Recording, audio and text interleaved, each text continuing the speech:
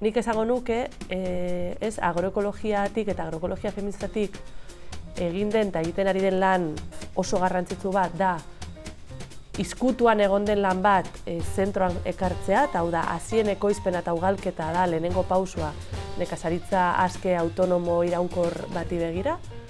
Azpimarratzea ikustaraztea ere historikoki horren atzean egon den lana zeintzuk egin duten.